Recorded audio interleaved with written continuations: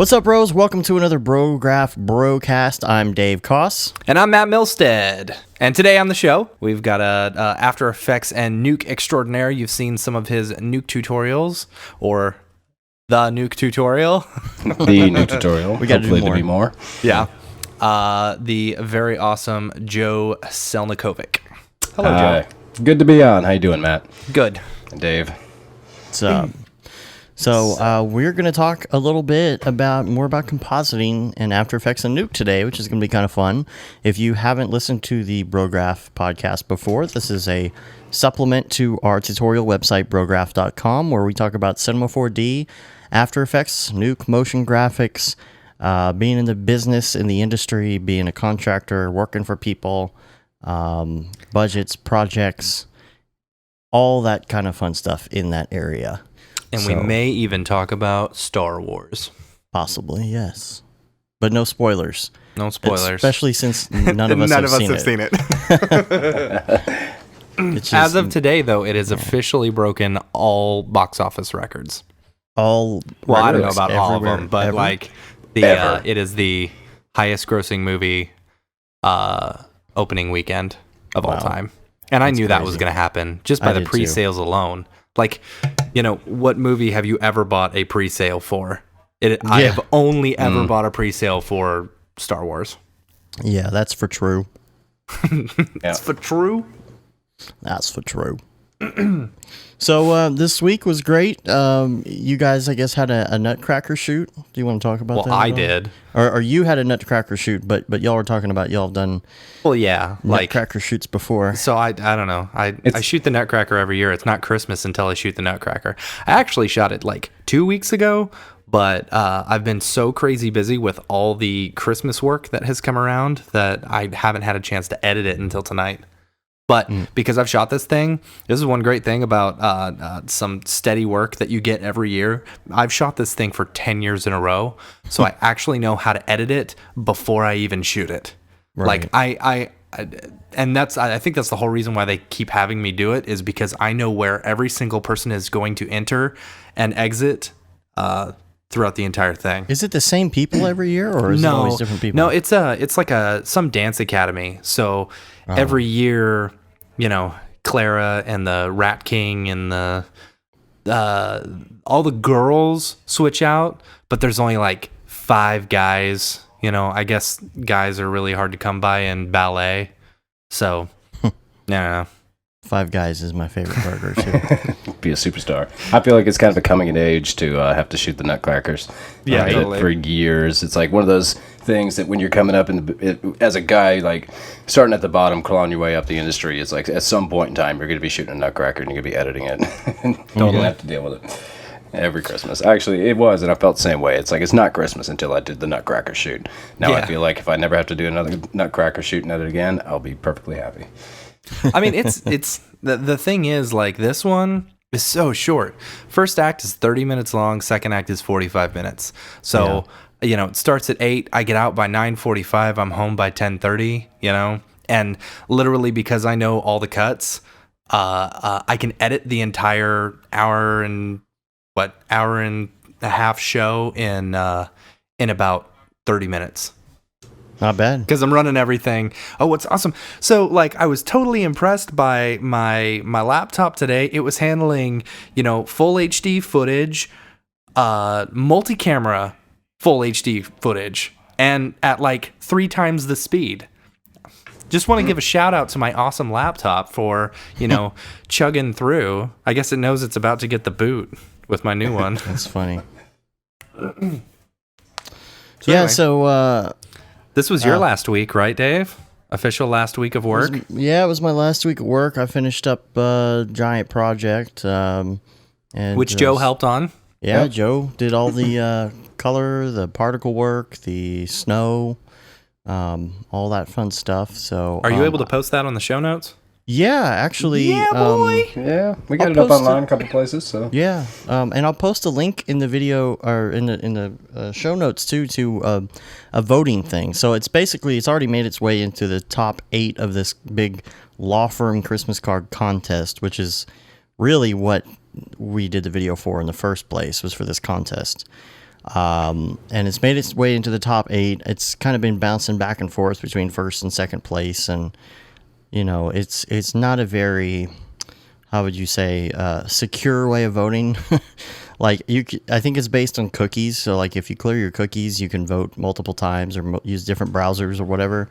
Like so I think it's one of those things where like one of the law firms sees that they're losing, and all of a sudden they'll get like 20 votes real quick, so they're back on top. It's like you can tell that they're playing a little game with each other. But anyway, Did you guys win? Well, it's still going on. And it's open till January 3rd, I believe. Oh, okay. Yeah. So it's going to take a little while, but we'll post the link, and if everybody would vote for Haynes and Boone, that would be great. And we got a write-up, too. Yeah, on Shoot Online. Yeah. So that's pretty cool. They just a little release about how it was made and whatnot. And I plan on doing a Brograph breakdown on the thing, which should be pretty cool, because I think I might have talked about it, but we actually used a whiteboard to lay out the map of what it was going to look like, the big scene, the big landscape scene, and the mountains and the water and everything, and laid that out and took a picture of it when we were done and started building the displacement map on top of it. So it's pretty fun. I think I showed Joe the other day. I was like, man, it all started with this, Yep. And we're looking at this messy old thing that we did on a whiteboard with little markers, and it turned into somehow a final project over the course of about 5 weeks. So nice little piece. And yeah, that was a fun one, just to carry it through from the beginning in the storyboard, and like I said, that whiteboard, and trying to talk it out and work it out and figure out the camera moves and what's going to hit where, and just watching the whole thing evolve. It turned into a nice piece. I'm pretty happy with it. So so then thank goodness that was over. And we had our Christmas party here at the house last night, and that was fun. Everybody came out. Y'all were there, and Lance was there, and some other people, including Thomas, who we talked about. We met. He was a listener to the show, who we met. He's local, and a bunch of local, like, camera guys, graphics guys, like all sorts of people. And it's kind of fun when, I guess, all your, or majority of your friends are also video geeks or graphics geeks or whatnot, because there's always a lot of cool stuff to talk about. But yeah, it was funny. We were I was hanging out with PD, and we were joking around. We were talking about video stuff, and we were talking about Arnold Renderer, because he's really big into that. He was like, finally, I've been waiting this whole to geek out, this whole time. Finally, we get to geek out. Yeah, he's experimenting with Arnold, which is cool. I'd love to get him on the show and talk to him about it. Yeah, I bet he'd do it. Yeah. He's got a good insight into Houdini as well. He's spent a lot of time working with that. So that's a fun one. So that was fun. I was trying to put out more content this week, but I guess I should be a little more realistic, because it's the holidays and it's been crazy. But it's getting there. The plugin is I made some major headway on the plugin. I have some things that I got it to do, some things I didn't. Some things will probably be in like a point update at this point, because I just want to get it out there. I think you were able to. I've been wanting to do this a plugin, and I've been playing with your plugin and stuff like that, and I'm really impressed with the way it came out, like, and all the work that you put into it. Well, thanks. I'm happy with it. I don't know if you saw what I did this week. I haven't seen it. Did you put the new dlib file or whatever? No, that's not Ulib? up yet. I was waiting. I have just a couple more gobos I'd like to put in before it's done. And the spotlight part will be done. So I'll do a dlib for the spotlight, and then I'll go in and I've got to finish the other pieces of the light kit, which I don't think will take near as long as the spotlight did. Yeah. Especially now that I kind of know what I'm doing. Yeah, totally. But here's the thing about it is I was really trying to figure out how to lock the gobo, so when you go back to presets, it kind of locks back to LumaKey instead of alpha. And I figured it out, and I was really excited about it because I spent a lot of time on it. I think I sent you a text. I'm like, dude, I figured it out. Well, the problem is, and I've been trying to figure this out, and maybe if there's a listener who knows more about coffee or whatnot, maybe they can help me with this, because I'm a noob when it comes to this stuff, is that if you do a coffee script, it applies across the board. So, for example, and Matt, you were kind of just getting into this user data stuff this week. Yeah, totally. And so when you do user data, it creates like a unique number for everything you do. Oh, is that true?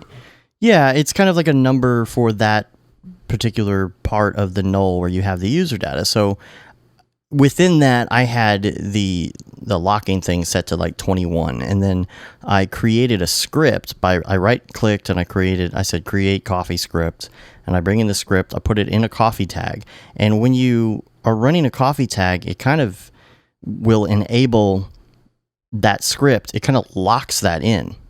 Like, so the coffee script was saying turn on Luma, and it just locks it in. You can't change it at that point, right? Because coffee is always running.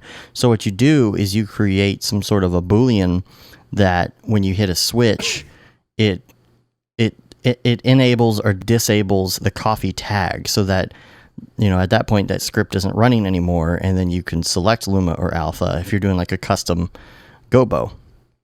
Well, the problem I ran into is it works totally fine, except when you copy and paste or when you bring in a new spotlight. Because, you know, if you're using Espresso and you have everything kind of in a hierarchy inside of a null, you've got everything sitting right there, everything's working. If you copy it and you paste it, everything is relative to each other.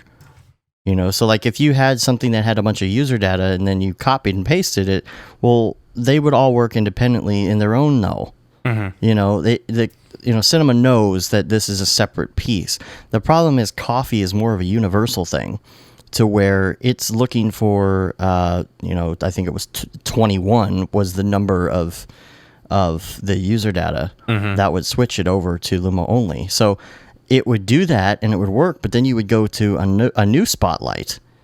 And if you tried to change that one, it was locked in because the other one was on. So interesting. That was my dilemma, is now I can't, I've been looking everywhere online trying to figure this out.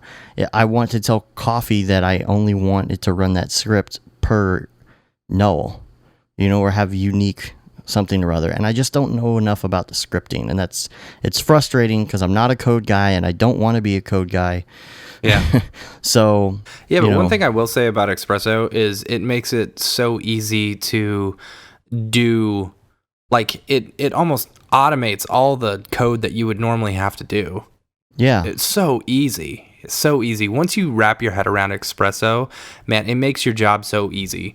Like just this past week, I found myself, because I'm doing this job where I've got to replace textiles on a couch. And so I've got like 7 or 8 different textiles on one couch. And so I set up a null with just a fake material or whatever, and then did some Espresso stuff to where whatever material I drop in that one, it'll automatically update all 8. That's nice. Yeah, totally. And it's like a puzzle. Totally. It really is like a puzzle. Like as long as it doesn't get too frustrating, like to where you just get pissed and you want to shut it off. Like it is like a puzzle, trying to figure out how to finish the pieces of the puzzle and make something work. It can be a lot of fun. And once you wrap your head around it, and once you learn what a lot of these nulls do, then you kind of start thinking ahead while you're working. You're like, I'm going to do this. I'm going to put this node in here. I'm going to add some sort of invert. I'm going to negate this, and then I'm going to put that into this other piece and set a maximum minimum point, and I'll be done. And it just kind of like snaps in your head once you start using these different Espresso nodes over and over and kind of get into a groove. Because for the most part, I think if you know maybe, 25, 30 Espresso commands, like some of the most common ones, you're pretty much good to go. Yeah, totally. And then after that, there's some obscure ones, but I think you can wrap your head around it pretty quick once you know those. Yeah. So, did I tell you that I bought a couple? Did I mention this last week? I don't know if I had bought them at this time. I bought a couple Chromecasts for my house. Did I mention that? I can't. You might have. You mentioned it to me. I don't know if you talked about it on the show. Anyway, so if you're in the if you're looking to get a Chromecast, go to Best Buy right now. They got them for $30. That's and good. look for the little sign that says buy two, get one, or save $15. I ended up getting them for like 45 altogether for two. And then Google has a thing going on right now to where if you buy one and activate it before like January 1st, they'll give you $20 in Google Play credit. So like literally with the credit that I got and the discounts and everything, I spent $5 on two Chromecasts. Wow. Yeah. Pretty cool. The technology is so cheap now. Yeah, totally. You know, and not only that, but now it's getting to the point where we have the cheap technology and then we're buying the new cheap technology. Mm-hmm. You know, so for example, last night, you know, we had media running on all these TVs in the house. Mm-hmm. And it's like, oh, I'll just move a TV down here and, oh, I have a spare Apple TV. You know what I mean? Like, because these things are getting so cheap now, you know, for $50, I had one and I don't use it in this room anymore because, you know, now the TVs have everything integrated.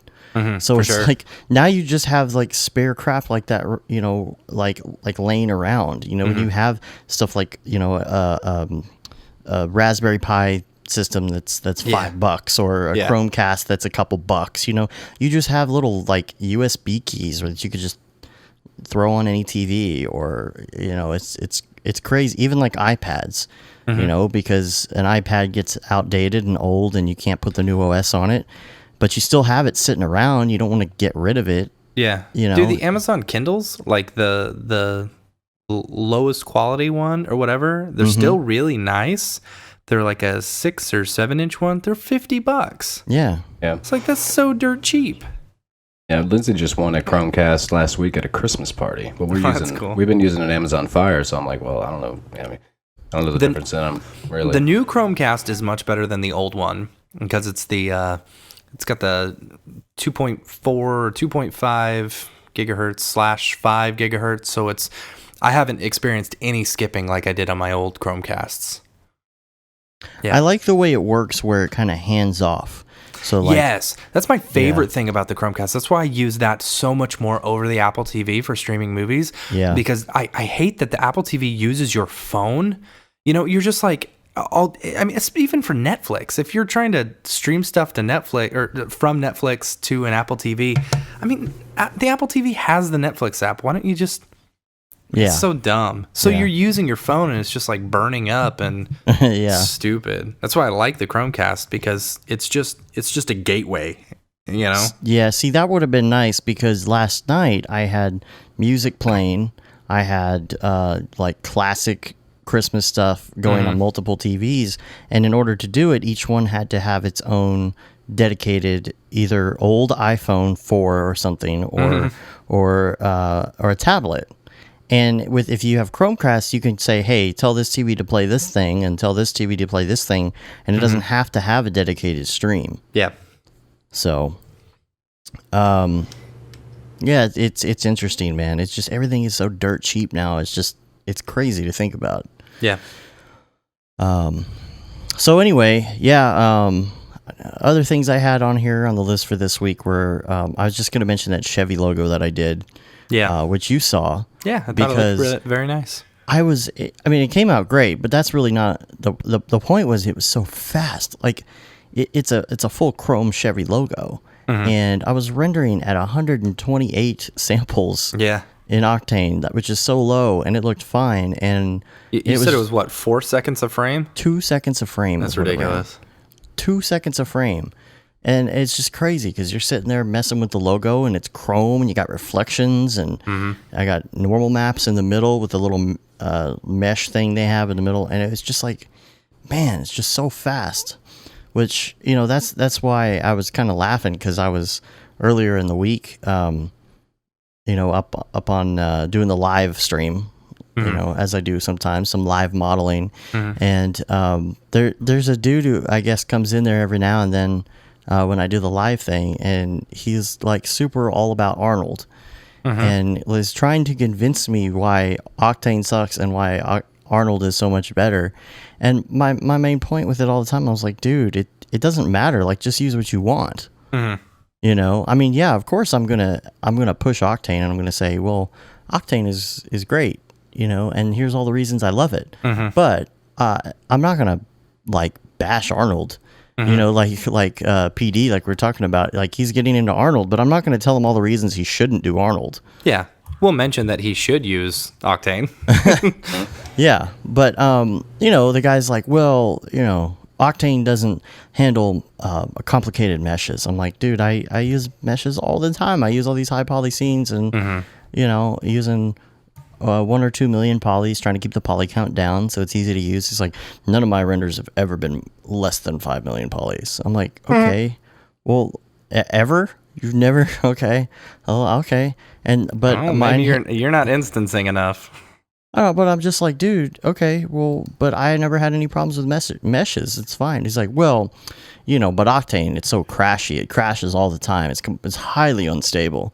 I'm like, but I never really have many. I mean, every now and then, but everybody does. On my Mac, I don't get any problems. On my PC at work, man, anytime I shut down Cinema 4D, my whole computer freezes for a while. But see, that's probably a system thing. Yeah. And even so, like everything crashes. I don't know a program that I have that doesn't crash ever. And, I know I still can't get my Premiere working. Yeah, see, there's an example. Like, shocking. Yeah, and so I'm like, no, I haven't had any crashes. He's like, well, nobody really uses Octane for commercial use.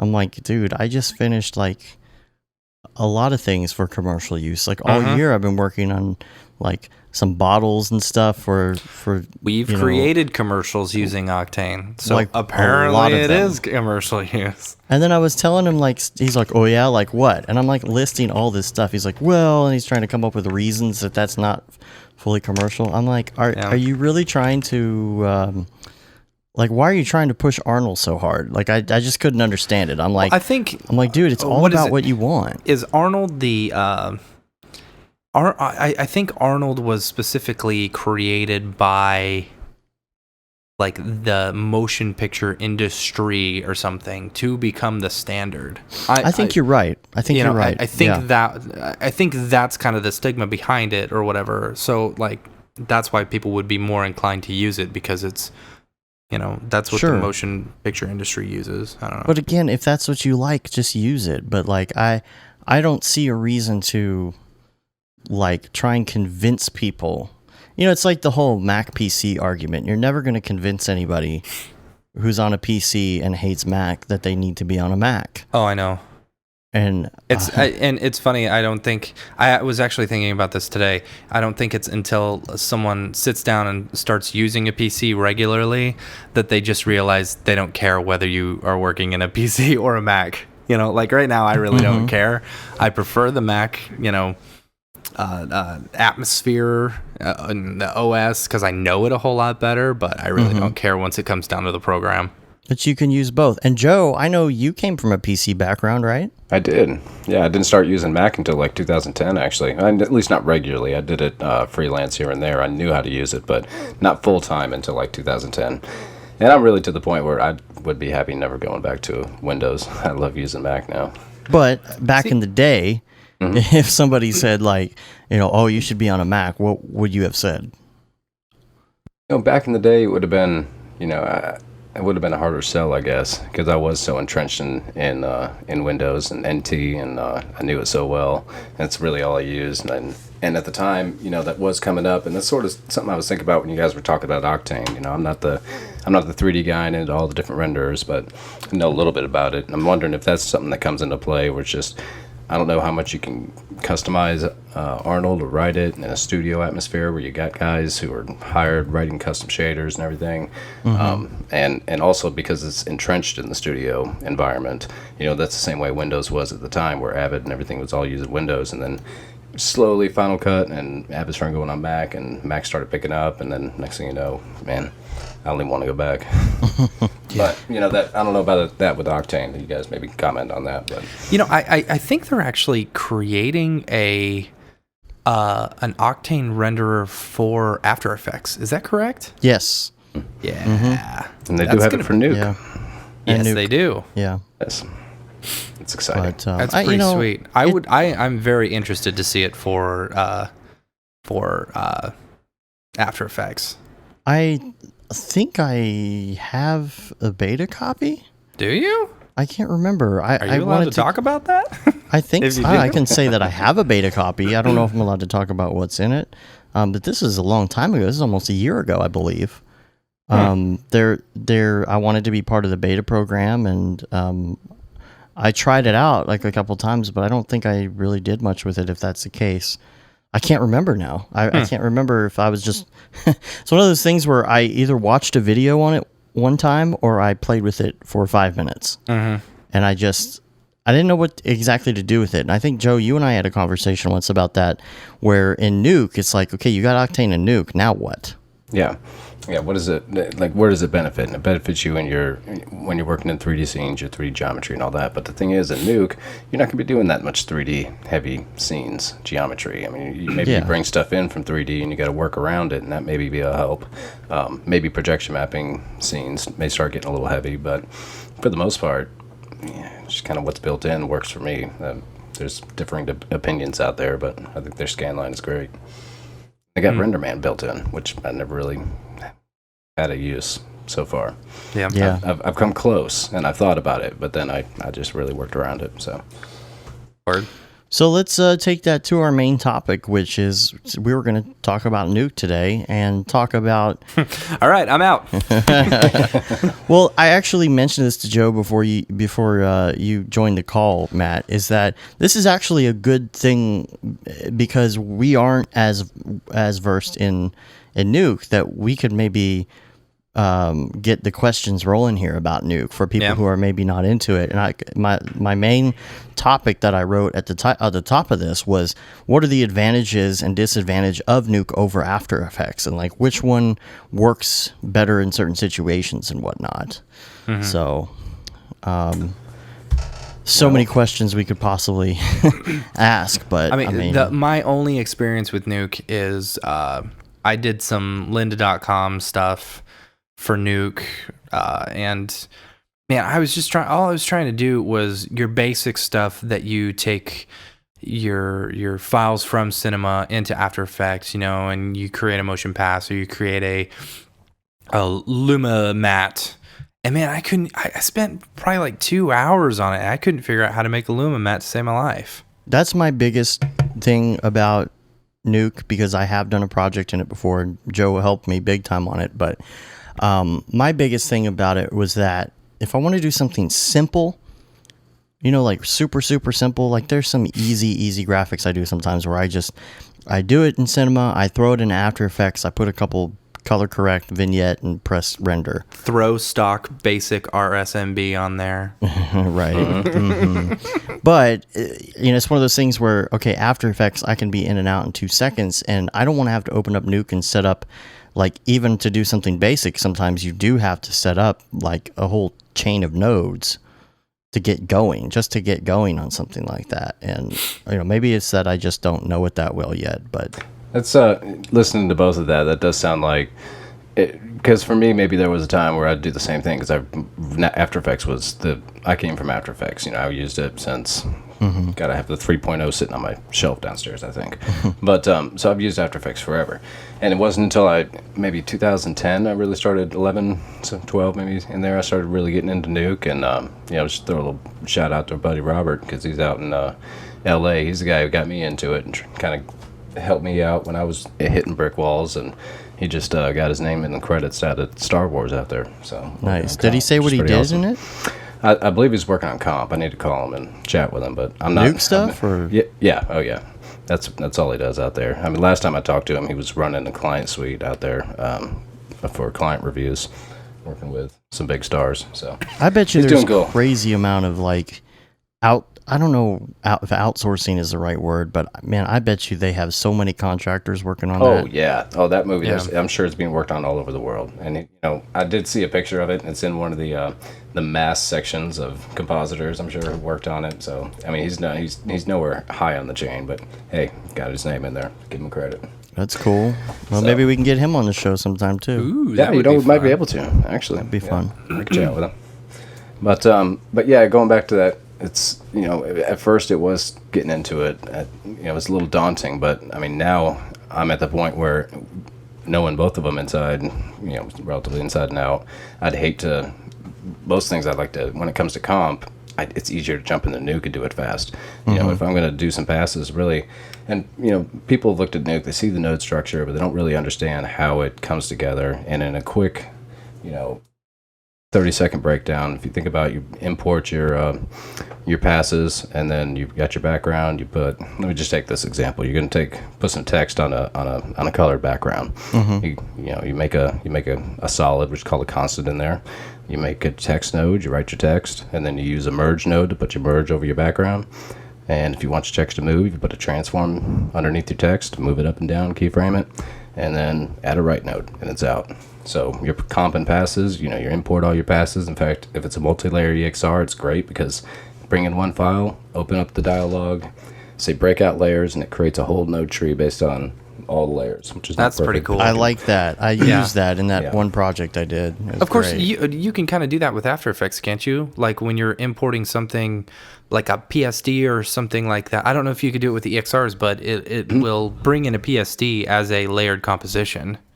So whether that's a constant between both, but it is. Just if you're worried about getting things set up, and that gives you a basic look too. It's just basically, in a layer setup, it's A over B, and kind of your time is your constant, whereas Nuke it's very shot based, and where you have a timeline, you're working through time, but it's kind of shot per shot. So you can even have it bring in buffers. Yeah. Like the object buffers, which are Luma based, and just automatically flip the Luma channel to the alpha, I believe. Is how we did it, and then you got your alpha. You don't have to put a set mat on it or do a Luma, the Luma option for your mat or anything like that. It's pretty nice because everything's just there already, all in one place. You wrap your mind around it's very channel based, whereas After Effects is, but it's kind of hidden, and it's harder to work that way in After Effects, I think, because you can go in, you could look at your different passes, your RGB or your alphas, but how often do you do it in After Effects, and how often do you shuffle things into different channels, and then so you can use them later. Where After Effects, you're sitting here, you're taking mats and you use them as holdout mats and your pre-comp and stuff, and then that's inside of other pre-comps, which are building up your main comp, and you got this whole structure of pre-comps inside of comps, and you got to dig through and jump through, and to have that tab key to get that mini comp window pop up is just a lifesaver for me. I would go nuts without it. But in Nuke, you just see everything right there, and if I bring in a 3D comp session, and I got all these, I got 10 different buffers I want to put in, I can put them right on top of the main background. And then just say copy. I could shuffle it into, because it comes in RGB, so say I could shuffle it into arm mat, or arm.mat, head.mat, shoulder.mat, whatever the mats are that I have. So I can give it a name, and then I can just copy it right into that tree. And then from that point forward, anywhere in my comp, all the way down the line, I have an option if I want to use that mat as a holdout mat for any operation. If I had a color correction and say I just want to do it on that shoulder down at the bottom, I can just pull it down, say use that shoulder mat I plugged in back at the beginning. It's easy. So really channel based, where you can just put things around different channels and then use them whenever you want. And then alternately, there's always multiple ways to do it. So you can either bury all those channels inside your pipe, or you could just take it and pull another pipe out from it, use it as a mat, plug it right into your node, and it just works out. And just to be able to see everything, when it's all said and done, and as you're going, I can jump around. If I want to frame something up, something drives me nuts in After Effects. I'm working in 3D. Well, that's a whole nother topic. It's a 3D system. But, just to frame something up in there, trying to find it, you got to search around for it in After Effects. You're using your orbit tool to fly around 3D. Nuke, I can select it. Yeah, 3D is really hard in Cinema, After you can Effects. select it, you can hit a button, and it frames it in your screen. And it's just a workflow thing. You can work so much faster. And even when you think 32-bit about the layers that are in After Effects, if you're trying to use an object buffer for 10 different things, let's say, you have to have that layer above the layer you're working with in all those 10 different things. Yeah. Right. As opposed to in Nuke, you could just draw, just like Espresso, if you're familiar with Plus Cinema you 4D. pre-comp all your stuff, and then anyway. Yeah, but even so, you might still have to have a bunch of, You still have to set it up. You still Yeah. have to set that above the other layer 10 times instead of just drawing a line and linking your nodes to each other from one node. Anytime I do that, and in order to keep my stuff organized, I'll do the little what is it, Kilroy guy, and I'll set one of those layers to the Kilroy guy, and then I do that too. Yeah, not show any of that stuff. The only problem that happens with that though is if you put something else above it in the layer with Kilroy with the shy layers on, then it'll put it above as the mask or the mat. The alpha, because you have the shy layers off, so you can't see them, and you'll accidentally end up putting something in between those two layers. Yeah, but you're right. I mean, I do the exact same thing. I try to keep all my stuff simple, and any mess, any noise, basically in After Effects, I make them shy layers. Yeah, it's something about the layout there that's like in Nuke. At any point in your comp, you want to use something. I mean, in After Effects, I suppose you would have a pre-comp with your mat, and you can go find it and then plug it in. Like you said, you have to use it multiple times and multiple layers if you're going to be doing that. Whereas in Nuke, it's all kind of, you just have this pipe tree over here on the side that's your mat. You can always, at any time, just pull another pipe out from the bottom and use it as a mat. You could use anything, anywhere, without having to search for it or dig or get creative on how you're pre-comping and moving things around, or having to, can't pre-comp this because these are here. This is, yeah. I don't understand why they don't, like, if After Effects, instead of pre-comps, they could still keep pre-comps, but if they could do like the null collapse system like Cinema has, that would be incredible, because you could arrange all these little things and then collapse them. I don't know why you just can't do that, because even Motion, Apple Motion did that. You could indent them and just put them under a null or under another layer, and it was really nice. That's why I kind of, back in the early days, actually kind of started using Motion a little bit. Because I was like, well, look, you can just do all this instead of pre-comping, and there's a chance for a plugin that we could create. I don't know, man. That might be a little too deep into. Excuse me. It may be a little too close to the metal. I don't know. Yeah. After Effects still has its place in my heart, because when it comes to motion graphics, I pretty much will always go back to After Effects. But I'll tell you, I do love Nuke, and there's been instances where I've been doing a matte painting, and where in every sane person's mind would jump into Photoshop and start doing it, I decided to take it into Nuke and do all my Photoshop work in Nuke, just because it was great, actually. I mean, really? Like I said, once you learn the tools, once you get like proficient with it, and you don't have to think about it, and you're not trying to learn how to do this and that, it just becomes second nature, just like After Effects is. Then it just becomes, well, what's the better tool to do it? And Photoshop was, for this particular matte painting that I was doing, it was using a lot of those same, I was going to be pulling mats and holdout mats, and I just wanted to try it.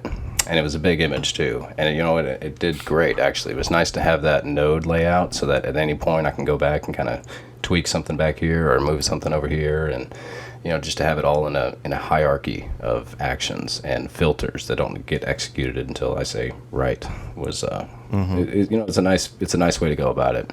I haven't done too many intensive ones since then that I've needed, but I'd probably do it again at some point if the job called for it. I need to get more into it for show. Yeah, you just gotta have the time to learn it, though. Yeah. And I mean, it's a pretty in-depth program from what I understand. I mean, I remember when you were learning it, when you switched over from After Effects to Nuke, it was pretty intense. Yeah, there was a good 6 months there where it was just really intense. I was working hard, working nights, training, learning, tweaking. Where did you go to learn it? My best resource was FX PhD outside of, Robert. But, to be honest, Robert wasn't around too long, and it wasn't until after he left that I really dove into it full time because he was gone. Well, and Robert actually learned from FX PhD as well, right? Yeah, he did. What is I had his old FX computer. PhD? I don't know anything about it. Oh, it's fxphd.com. So what? It's just it's another just like Grayscale Gorilla or Lynda, but the benefit to that one is, the benefits that I see is, number one, they have really good instructors. The guys that work at Digital Domain or Rhythm and Hughes, like the VFX supervisor stuff there. They have great interviews with top guys in the industry, and the way the structure is set up, you really pay per semester almost. It's like a college course. It is, and you get a credit in a way when it's done. You get a little certificate, but you could pick 3 classes, and you get one bonus that's everybody gets a background fundamentals class. It's kind of like this podcast, just talking about stuff in the industry. But you have assignments and stuff, right? Like, isn't it on a schedule? Yeah, Like you have assignments to do, and college? it's a big forum set up, so you can get in the forums and talk with the instructors and get critiques. And a really nice perk of the whole thing is that you can learn this software without having it, because included in the membership comes VPN access to, I don't know, about 15, 20, 30 of the top softwares out there and renderers. So you got That Nuke, is super you got, cool. Adobe, obviously, you got the 3D programs, Cinema. So if you're taking a cinema course, you want to get beginners, Cinema 1 and 2 or something, you get access to all those programs to use it while you're learning it, which is really nice. It's funny because when he moved to California, I actually inherited his computer. Oh, yeah. And so he had all this course stuff that he had from his courses still sitting on there. And that's when I learned about FX PhD, because I was like, what is all this? I'm like, this is really cool. I started watching some of the stuff he left there. It's got Hero, Arnold Renderer, Houdini, Katana, Modo, Nuke, Maya, Mudbox, Cinema 4D, Ari, V-Ray. Man.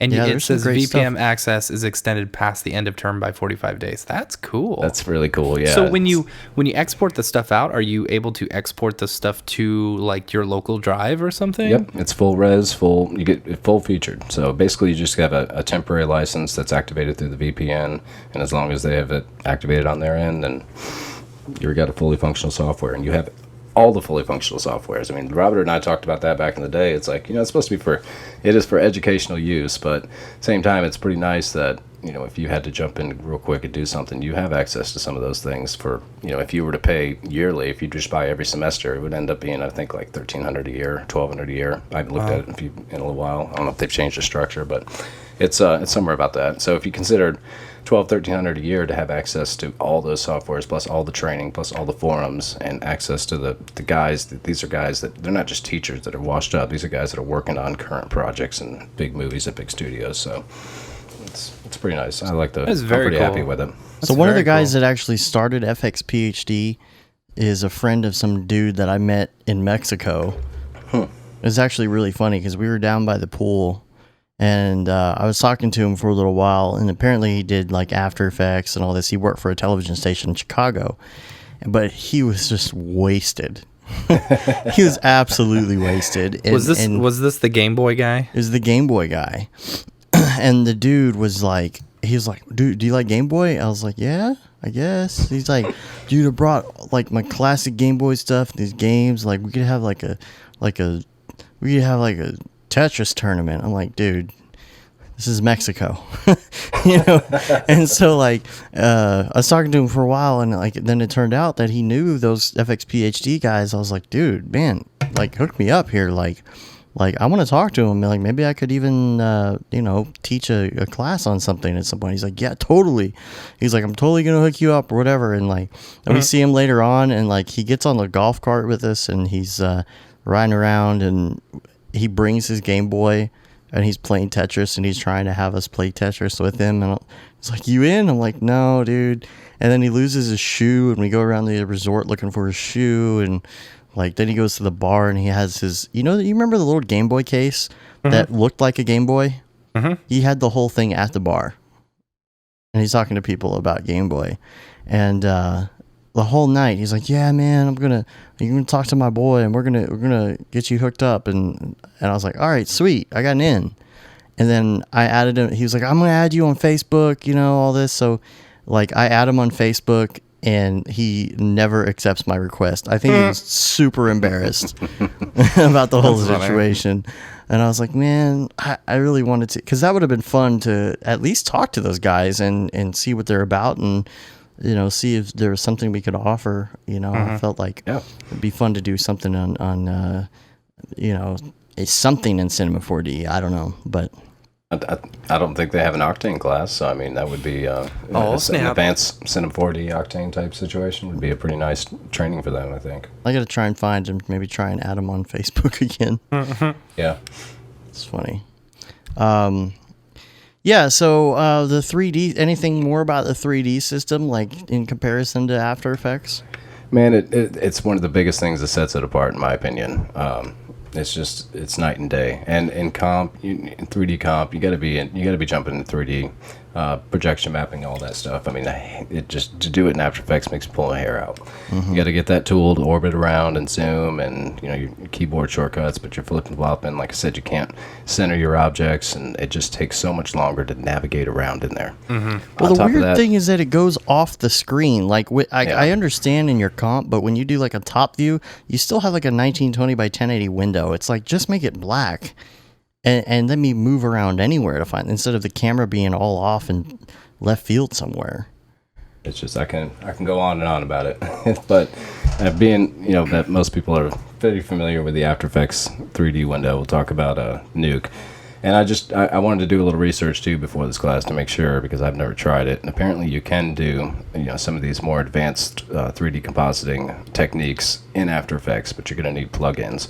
Using position passes, I think is great, because for some scenes that are so big and so heavy in 3D, and there's motion and everything, you got to bring those objects in. You got to make sure that the translation is right, and it's just a headache all the time. And just to bring in a pass that you could plug into a point cloud node, and then it'll show you, if you're not familiar with it, you can plug this into a point cloud node, and it'll show you basically the motion in 3D, and it's a point cloud representation. So whereas you're not going to be, if you want to, say you got an action scene, this was actually developed during District 9.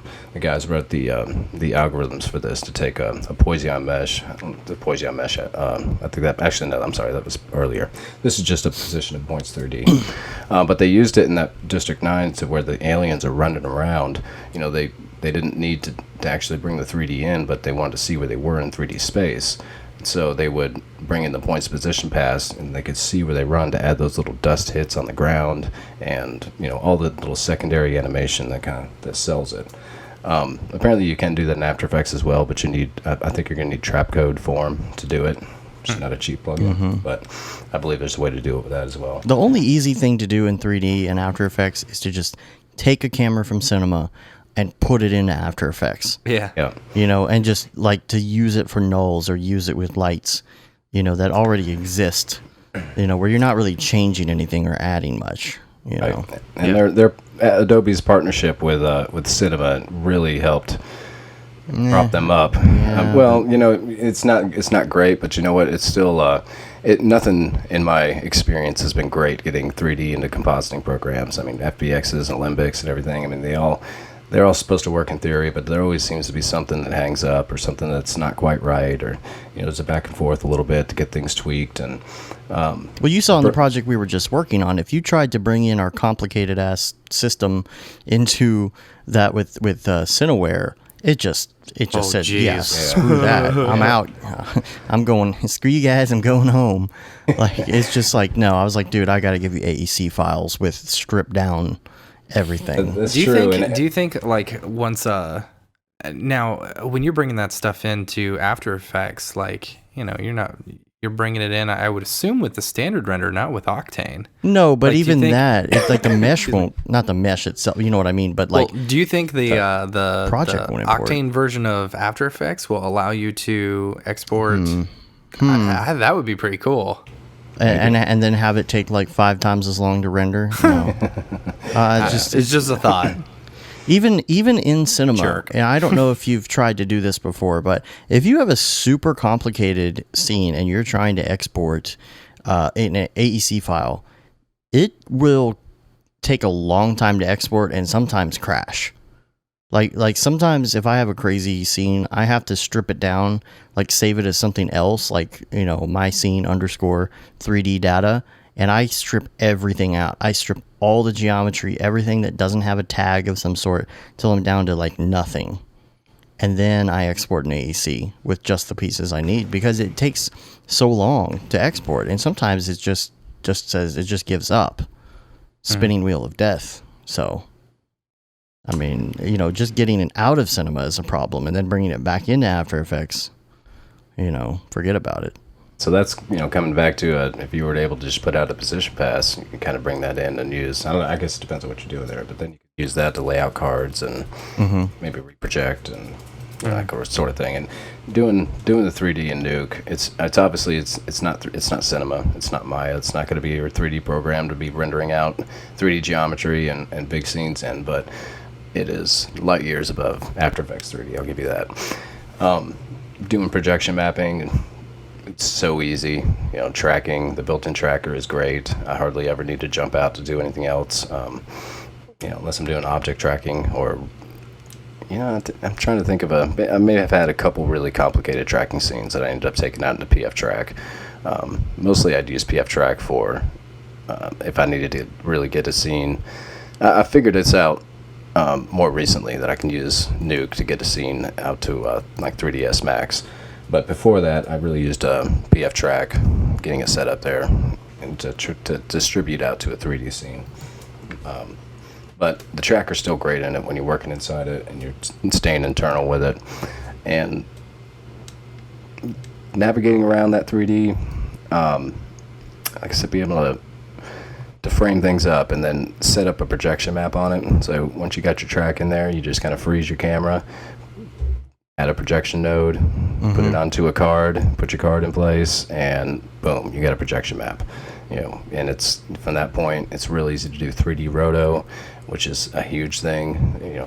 Everybody hates roto, so I mean, if you're able to just set up one roto path, slap it on a card, and throw a 3D camera on it, all of a sudden you just created your own, motion 3D mat that's locked in place. So that's huge time savers, and tips and tricks like that in comp.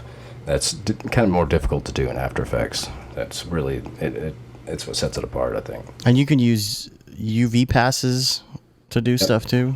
You could do relighting, retexturing. So, if you bring a pass, you could bring in the scene, the cameras, and set everything back up, and then just completely relight it, retexture it as you need. So that saves you. How long did this last project take? Took like 18 hours. Took the weekend to render. If we had to change a texture on something, she wanted to tweak that gold. We could have just set it up in Nuke, and it would have been set an hour. That's where it shines, saving you all that time in the back end when you're billing hours or you're up against a deadline and change you got to make, and it's going to take 20 hours to re-render it. When you can do it in comp and you set everything up to do more changes in comp, then you have a client like we just dealt with. You can it saves you in the back end. It really does. And what about saving in the back end? So she said. Yeah. What about scripting? I know Cinema 4D uses Python. Nuke uses Python, right? Nuke is all Python. It's built on Python. I mean, down to the fact that we call it a script because the project is literally a Python script. You take that project file, you open it in a text editor, like Text Wrangler, and there's been instances, and even I've had an instance where I've been able to do this, where a project has become corrupt. And you can open that project inside in a text editor, and you can go down, and if you know enough about Python or are able to research it enough, you can find the error, you can fix it. That's cool. In scripting, and then your project is fixed. So that's real cool. That'll save your life. But I'm no coding guy either. But it's one of those things that it's kind of my next step is really need to start learning more Python. But even without knowing it, I've created some tools. I've done a lot of Python scripting in there, just basic stuff, and it's really set up the workflow and saved me in some instances. There was an instance I was working on this film, and with the director, we were all set up. We had it laid out. I was going to be working on the raw footage, and then I was going to be sending it off back out to the mill for grading out in LA. And this was all good for this was a long project. It was about 3 or 4 months, and then all of a sudden he changed his mind and said that we were going to be working on the daily shots, or on the graded shots, because they had gotten a few passes of grade out of Da Vinci. So now I have to go back and I have to relink all my footage. Well, in Nuke, it's as I mentioned before, it's really shot based and not time based. After Effects shines a lot better when you're working in a linear time project. Nuke is very shot based, and when you have when you're working in with a time code that's, first of all, it's a shot on 35, so we're working in really strange time codes. It's like 100,000 frames, 100,052 frames, and now all of a sudden your graded shot is a different frame rate because you're working on these proxies that are going to be sent back. And now all of a sudden I have this huge gap in time, and that's fine. You can go back and change your project settings and everything, but when you have keyframed roto and you have a lot of it, you have to go in and then reset all those keyframes, and you have to offset them by 100,000 keyframes. You can imagine how tedious that could get. So what I ended up doing was I built a tool that I was able to save out as a gizmo and bring in. That was a time offset tool. So I was able to set up what the original time code was, what the new time code was, and I can drop that tool right after my, basically I'd import the clip, and then the next step in the pipe, I'd set up that tool, and it would change the project time. It would offset all the time codes so that everything inside my project was right. And then at the bottom of the script, I'd add the other tool that would set it back to the original time code. So they're just nodes? Yeah, just nodes. That just kind of move it one way and then at the end put it back. Yep. And it's kind of like when I'm building a tool, a real easy way or simple way to do it is just, you could just set up a series of nodes. If you have a little node tree, set up a time offset and set up some scripts to change the project time, and then tie that. I select them all and group them together, and then I can give it a name, and I can export that as a gizmo. It'll save it on my hard drive, and then I have a tool that encompasses those nodes that I put in there. I can plug it in as an input-output. You customize it however you want. That's one big thing I've heard about Nuke is the gizmos or whatever. Being able to create a custom script or custom gizmo, whatever it's called, and even taking some from other people, being able to incorporate those to do everything that you need. Being able to save the ones, save a whole list and tree of stuff that you've done to be able to reuse later. Yeah. Mm-hmm. Which is cool. That was back in the day. I remember being really impressed with Mel script in Maya, because that was the 3D program I was learning at the time, and just the fact that it would record everything. You could just copy and paste that out, and you could just add it to your toolbar, press a button, and it would make a car or whatever whatever it was that you made. I thought that was so cool, and it's the same concept. And the thing I liked about Maya was that the hood was open under it. You can get in there, you can do whatever you want with it, you can customize it, you can make it your own. And Nuke is the same way. And when it comes to Nuke and After Effects for compositing of VFX, Nuke is like it's more of the theory. If you understand visual effects, if you understand the theory and some of the math and procedures that go behind it, and what the nodes do, what a blur does, what the channels do, when you understand that, and Nuke kind of helps you understand that. Yeah, like what is a Gaussian blur? What makes it a Gaussian blur, and what is it doing to create that look? Yeah, and Nuke kind of forces you to get more under the hood in VFX and see what is really going on under the hood with After Effects that After Effects doesn't necessarily show you. And that's fine sometimes with After Effects because it keeps it easy, but sometimes you need to get in there and manipulate things, and sometimes it makes the After Effects can be difficult to do that. Whereas Nuke is just a wide open architecture. You're designing the effects, you're designing the tools, you're designing the comp. So. And you've worked with what was the one pill commercial, Healthy Trim, that you did. Now that was a lot of C4D integration, right? Yeah. So, and I did use PF Track on that one just to keep it straight.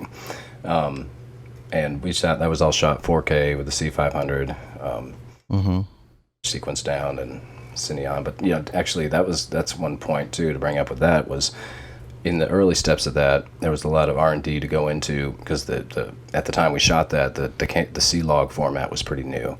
So dealing with LUTs and color spaces, That's another aspect of After Effects that gets on my nerves sometimes, is trying to deal with the color space and deal with color spaces of clips and For sure. and yeah, transfer things around. If you got LUTs you're using, it just becomes an issue. Whereas Nuke it's just right there in the pipe. They have a really nice tool that plugs in. You can import LUTs and apply them. You can actually you can apply it straight into when you bring a clip in. When you import a clip, it comes in as a node. And when you open that node, you get the properties, and right there in the properties of the clip, you can tell it to apply a certain LUT to it. So I can tell it to be Rec 709 or C-Log. You can work in C-Log, and then at the very end, you convert it to whatever you're going out as, sRGB, Rec 709. So that way, the way you're supposed to work in compositing, you're supposed to use the full space. That's the reason you have it. So you don't want to convert something, be working in Rec 709 space when you had a full range EXR to begin with. Use all that space and apply the LUT so that, in my viewer, I can apply a Rec 709 LUT. So I'm working in C-Log in bit over here, and my monitor is still showing that LUT at Rec 709, so I see what it's going to look like on the output all the time. So color space is a big thing, and like I said, I did the tracking in PF, which I love. PF track, it's one of my favorites. But to transfer that around Cinema 4D, and then I believe they just gave me renders out that I just count back in. Since I had the cameras, I was able to bring the camera in from PF and bring in their renders, and then I had the 3D space to work in. From Lance. So, from Lance. Mm-hmm. That was me and Lance that did that. Yeah. Is there a way to show that one? Are we able to put that one up anywhere? I think it's actually, Joe, it's on your demo, right? Yeah, it's on my demo, pieces of it, not in the whole spot. The whole spot may be up somewhere. I'll see if I can find it. Get you a link. And you'll see it's the girl running on the treadmill. Yep, got a telly ward on that one. Yeah. Oh yeah. Venture into 4K. That's what's her name, Lacey. From what's the show? What's her name? Rock of Love. Rock of Love. Yeah. Lacey. So when you did that, stories there. Stories. So when you did that though, you weren't using the studio wasn't out yet, was it? Nuke Studio? No, it wasn't out yet. Okay. I was just using I can't remember, either Nuke, probably Nuke 8 or Nuke 7, 6, 7, 8, somewhere in that range. When I did that one project with Nuke, I think we used Hero. Yeah. Yeah, and I haven't really touched on much of that today. I've really been talking about Nuke specifically, but the Nuke Studio Kit, it's from the I come from an editing background, or editor-shooter. I started off as in production, and then got into editing, and then was an editor-shooter for a long time, linear, then non-linear, and then I got into After Effects and started, how do I do that stuff I see on MTV? You got to use After Effects. Okay, I'm going to learn that, But, yeah. So anyway, coming up the line, I've been editing for 20 years. So the editor side of me is loving Hero, because there's not an editor out there that I love right now. To be honest, Final Cut killed itself, or they killed it. Avid was good, but I don't use it that much anymore. I was comfortable with that. I've never been in love with Premiere. It gets the job done, and it gets the job done now better than it ever has, but I'm still not in love with it, and I still think maybe it's just not built by editors. I don't know what the deal is. I don't know why because when you look at Hero and what you can do in it, and technically it started out as a conform tool, not an edit tool, but it's as a conform tool, it does everything an editor that I want an editor to do. And then as soon as you take that conform tool and add basic editing functions, it's just, it's almost the perfect editor for me, because you have a spreadsheet view along with your timeline, which is so cool, because everything you do in the timeline is mirrored in your spreadsheet that you always see. So for tasks that just, you want to numerically go in and change things or adjust things or see what's happening, you select some clips down there and it selects them in the spreadsheet, and you can see all the information. You want to relink clips, it's super easy. It's just versioning, which is really cool. This is more of a Flame setup than, comparable to Flame than Premiere, or Smoke. But you when you're in Hero and you want to create a comp, you go in, you add a comp tag, and it creates a new track, a VFX track, and puts a clip there. And from that point, you just double click it, you jump in, it takes you straight into Nuke, and then you do your thing in Nuke, jump back into your timeline, do as many shots as you want. But that setup is to tell you about this piece that I really like, which is the whole versioning system. So once you've got your comps built and you're rendering it out and you start making changes, you could just select that clip, press V, and it'll bring up a little window that'll show you all the different versions in it. You can select them, cycle them through, which is really cool to manage all that.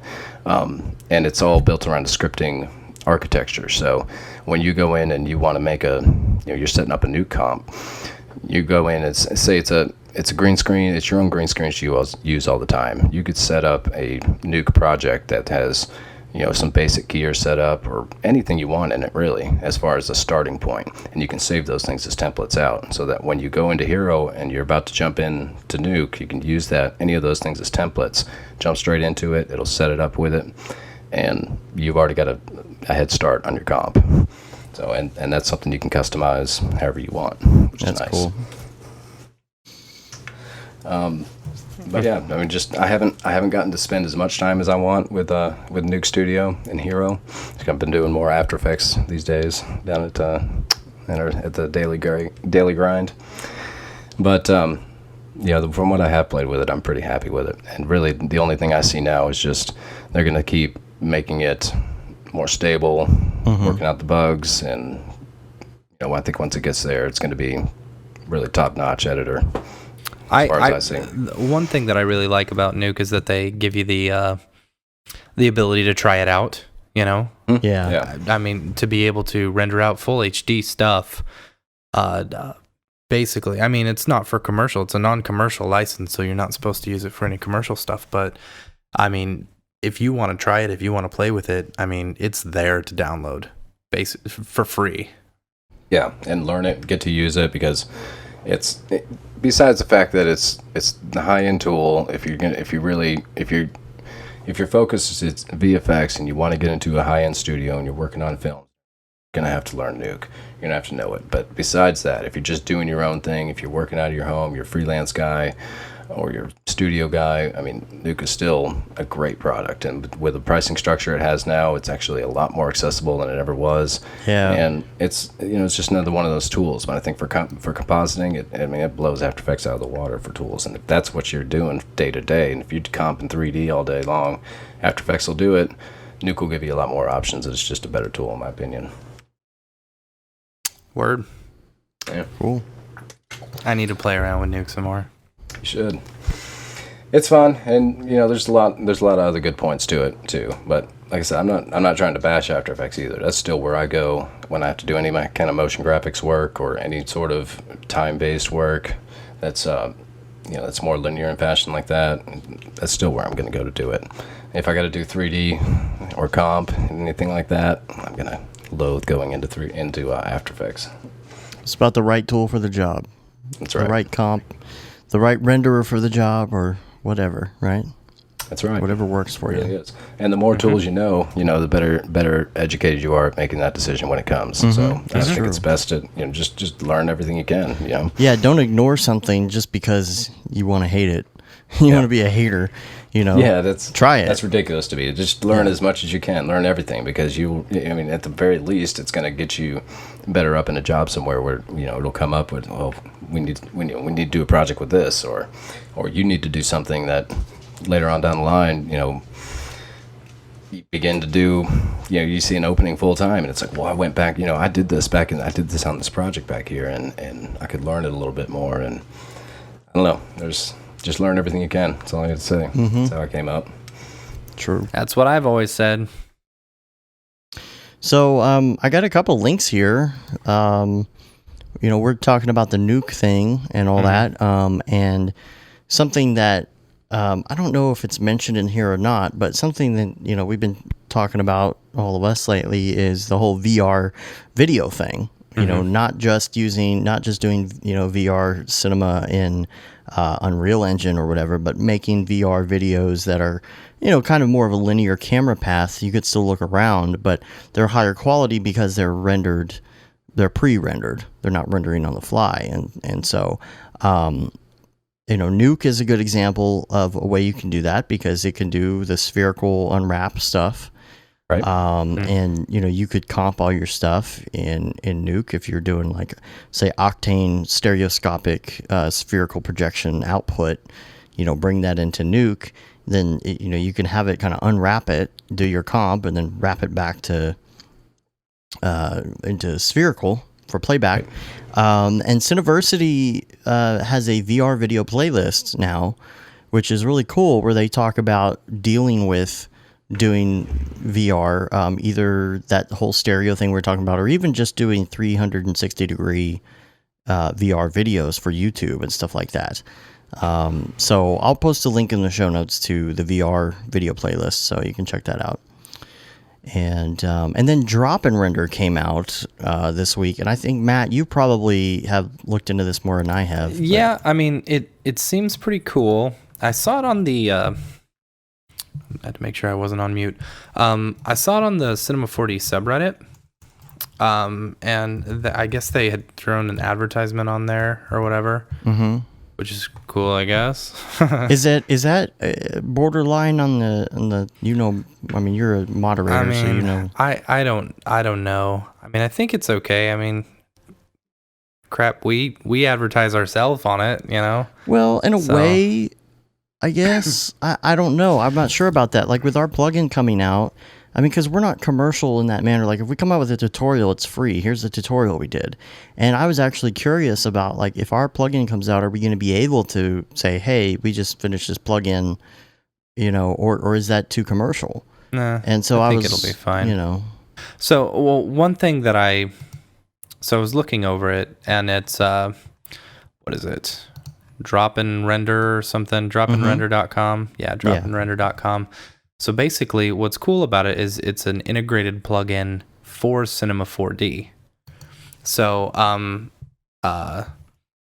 like basically you set it to go, if I understand it correctly, and you log into your thing, and it's a plugin basically that you've got, and you send it off to their farm, and they've got, I don't know, the prices seem pretty reasonable, and they can get it done really quick. And they've got one thing that was cool and also kind of sucked was that they have, your standard renderer, they've got the physical renderer, Arnold, and V-Ray, but they don't have, and they got a ton of plugins too, X-Particles, Turbulence FD, RealFlow, RealFlow, that's good. That's real good, man, Yeah. because you need that calculation time. I'd pay for that. They've also got, all the Grayscale Gorilla libraries and stuff like that. So, I mean, that's pretty cool. And, it's not just Cinema 4D. They got Maya and 3ds Max as well. And, you can send it straight from your program. One thing I did wish they had was Octane, but, Octane's it's the new boy on the street. Well, and it's GPU. So you think GPU, about RealFlow, V-Ray. Well, no, because are the all frequently asked CPU question based. says, "Do you guys support GPU rendering?" It says, "Yes, we do. We have, what is it, 30,000 CUDA cores waiting for you." Wait, okay, but for what? I have no idea. I don't know. Let's see. It's not V-Ray. It's not. Well, is Arnold? Arnold? Is it? I think Arnold's a GPU Okay, maybe renderer. that's what it is. Maybe. Maybe that's what it is. But the thing is, how many CUDA cores do they have waiting? It says 30,000, but that doesn't sound like very much, That's considering not that much. ours has, the what is it? The 980 Ti's have what, 1,000 CUDA cores? More than that, I think. I can look it up. It's I wonder if that's the deal, or they're waiting to see what happens with Octane 3, or Yeah, maybe. I'm gonna check it out. Let's see number. So, of CUDA. if you sign up, you get some free credits. It's like €10. I think everything's in euro. Of free credits, which is pretty cool. And give it a try. Pretty good, I guess. And then there's priority settings: Sapphire, Emerald, and Diamond. So depending on, whichever one you pay for. Did you talk about the pricing? What's the pricing? Pricing, let's see. Well, I don't know the exact pricing. Hold on. Let's see. Okay, But so, what's cool is you can get a quote exactly, you can get the price. So like you enter the number of frames that you've got. So say you're doing 500 frames and your render time right now is like 5 minutes, and so it's cool. You can put in, your workstation and stuff like that. Let's see. I have no idea what I'm doing here. Oh, i7. Okay, and whatever. Here's the difference. Like in comparison, that many cores for Octane. If you take my machine and your machine combined, they only have 2.6 times as many cores as we do. So that's not really that big of a deal. Yeah, that doesn't seem like a very big deal. I mean, maybe if they're saying that you've got that many per person, are they saying they have that many total? They literally have like 6 machines set up? I have no idea. That does seem weird. So, anyway, I just did a quick one, 500 frames at 5 minutes per frame. Say we're normally running, that's what your machine is running. It would take about 41 hours, normally. It says on theirs they can get it done in 49 minutes. Wow. So, and the price was €29. That's not too bad. No. So, No. I mean, if you could build it into your price. How does stuff like that work? And maybe it's dependent on what company, but how does stuff like that work? Like if you realize that you screwed something up midway, like do you have I'm sure you got to pay for it. Yeah, that's kind of the sucky thing. Yeah. So it's cloud render your hard drive, and the in-app plugin, which is pretty cool. Yeah, that part's cool. Part's cool. Let me ask you this. I thought it would be good to have out for open discussion. Maybe we can ask people to email us what they think about this. So you emailed them and you asked them about sponsorship. Yeah. I said we run a tutorial website, and a podcast. Do you guys want to sponsor us? And their response was basically do a tutorial about our stuff, and we'll give you $80 in free credit, which I guess is okay. But it's like, instead of talking, I don't know. Maybe it's a start, Yeah, I was thinking, what goes from there. How do we go about it though? Like, because if we're gonna do it, then we have to specify up front that they're technically a sponsor or something. I don't know how They haven't sponsored us yet. They haven't sponsored. So everything that I have said so far is just me talking about it. Right. But then when we do get to that point, we do need to say, I want to be able to disclose that and let people know, because I like Octane, for example, we put out that behind the scenes video about how we built that stuff with Octane, and people are like, oh, looks like someone's paying you to push Octane. I'm like, I wish. Yeah. Trust me, we've contacted them. No. Yeah, they don't care about that. They don't need the advertising, apparently. Yeah. And so it's like, no, that's like how much I actually like this render engine, that I just wanted to talk about it. And totally. I want people to know the difference. I want people to know, like, if you and I sit down and we show how to use this because they're giving us something in return, we need to specify, and how do people feel about that? Yeah. Because if I'm on here, what if there was like an ad that we create, at the end of like a tutorial or something? I don't know. That might be weird. I don't know. We'll have to think about it. But I want to know what people think as far as, if you want to email us, tell us what you think about us doing something like, as long as it's specified, what do you think about us doing a tutorial on something that's new? Because it is very possible that like us, you want to know more about it. You may be interested in it. You want to know what works and what doesn't work. I think if the two of us talked about it, even if they're sponsors, I don't ever want a sponsorship to get in the way of critiquing something. Right. If we don't like something about a plugin, we'll say something about it. This doesn't do this because of this, and here's why, and this is why this doesn't work as well as this other thing. Might cause some people to not want to sponsor us, but it's about being honest. I think if we're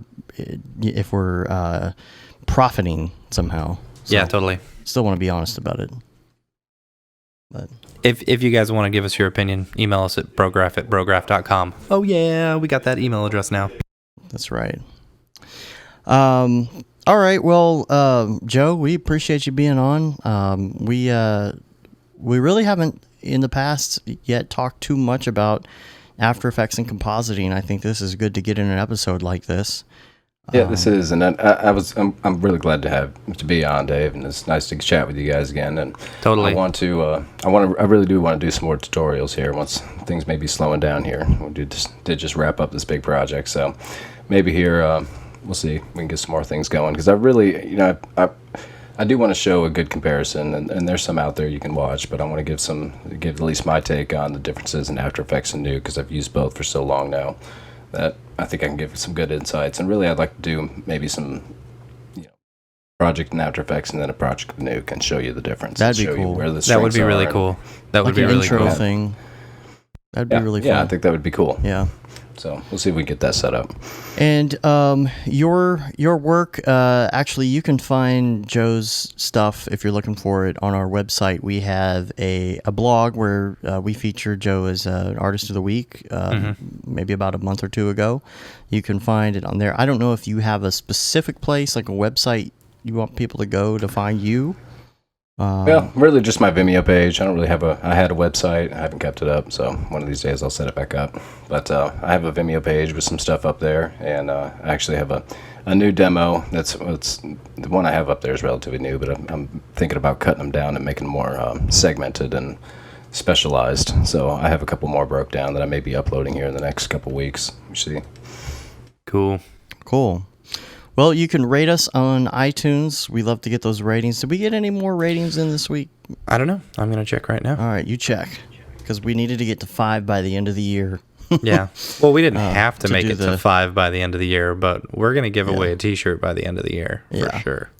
We love if you would rate us and leave a review, subscribe. If you are listening just to the audio version of this, or you're listening to, on some other platform that has us on there, we'd love it if you subscribe in iTunes at least, even if you don't listen to us in iTunes, and just subscribe anyway, so that it helps us get up in the ratings and puts our name out there a little bit more. You can also subscribe to us on YouTube. That's our main channel for everything, is youtube.com/Brograph tutorials. You can find the tutorials, you can find Fun with Brograph, and you could find the experiments and the Brograph talks and everything on there. They're all categorized. No more reviews. Oh, no more reviews. Oh, It's all right. And we also sell the T-shirts, so you can say you've been there, done that, and you got the T-shirt. No I Brograph. wore mine last night at the party. Yeah, you did. Yeah, you asked me to make sure we weren't. Yeah. We weren't Twinkies. And no, I had my ugly sweater with the 2 male deer apparently humping on it. It's funny. I don't know if the creator really thought about that, but yeah, and that's about it. We're also on Facebook, Twitter, Instagram, of course, like I said, YouTube, and Brograph.com is the main website where you can find everything we talk about, plus the extra stuff we do like blogs and such. And if you want to hit us up or send us any questions, we're pretty good about answering really quick, as long as we can understand what you're actually asking, as we ran into this week. Send us an email at brograph@brograph.com. The language barrier is hard sometimes. Yes. Yeah.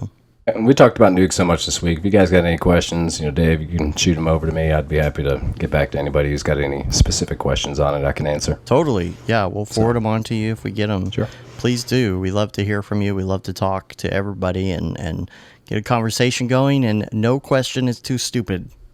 That's right. Yep. We answer even the stupid questions. No, nothing stupid. There's a lot of introductory people that listen and a lot of advanced users who listen. So we want to talk to everybody about everything. Yeah, so you know what? I didn't go through the university system. I was brought up sort of mentor situation, and then just learning everything I could from the people around me, and late nights of just doing tutorials just like this. So, I'm just happy to give back. Somebody actually called me on the phone yesterday. I got a call from like a weird number, and I was like, what is this? And I guess they found my old website. And again, it was a language barrier thing. It was really hard to understand him, but he was looking at the graphics. He's like, can you teach people how to do this? I'm like, dude, like, it was pretty clear that he knew zero about video, about anything. And I'm like, the best I can do is direct him to the websites. Yeah. I actually had someone ask me yesterday. They said, hey, how much would you charge just to like, do a screen capture of you creating a logo? I said, dude, Dave's created a tutorial. It's really good too. Just go there. Right. Oh, okay. Send me that address. Yeah. Ugh. Yeah, Brograph.com. And that's what I told the guy. I said, go to that. I didn't know what else to tell him because really, here's the thing. You can teach yourself how to do this stuff on the internet. You don't have to go to school. It might take a while, but man, over time, you can find everything online that you need for free.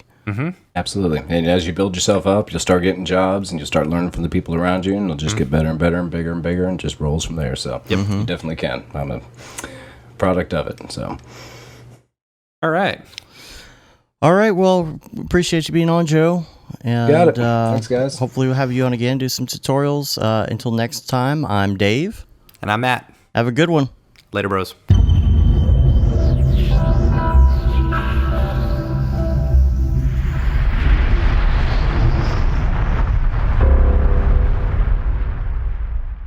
It's pretty good, I guess. Brograph.com, an online resource for learning critical components of Cinema 4D and After Effects, specifically catered to help you prevail as a motion graphic designer. What's up, bros? Welcome to another Brograph motion graphics tutorial. We give you professional time-saving tips, shortcuts, and lessons that help give you an edge over your fellow designers. Not only this, but our new Brograph Talks help you in your file management, hardware configuration, and client relations. I love projects that scare me. When our art director comes to us and asks for something that I had never done before, man, it gets me pumped. Join us for live sessions, check out our crazy Cinema 4D experiments, or just watch our Fun with Brograph series, where we show you practical applications for techniques learned in previous tutorials. Do this from the beginning, and your client is going to respect that, and they're going to respect you, and they're going to respect your time. Subscribe today and get automatic updates on the latest tutorials, tricks, tips, and inspiration brought to you by industry professionals Dave Koss and Matt Milstead, all with a slight dash of dry humor peppered in. Real nice banana. Brograph.com, your source for tutorials that will help you thrive in the motion graphics industry. Don't just play around with Cinema 4D and After Effects, master it, and make money by becoming indispensable at your workplace. We don't care how you get here, folks. Just get here. Subscribe now to Brograph Tutorials.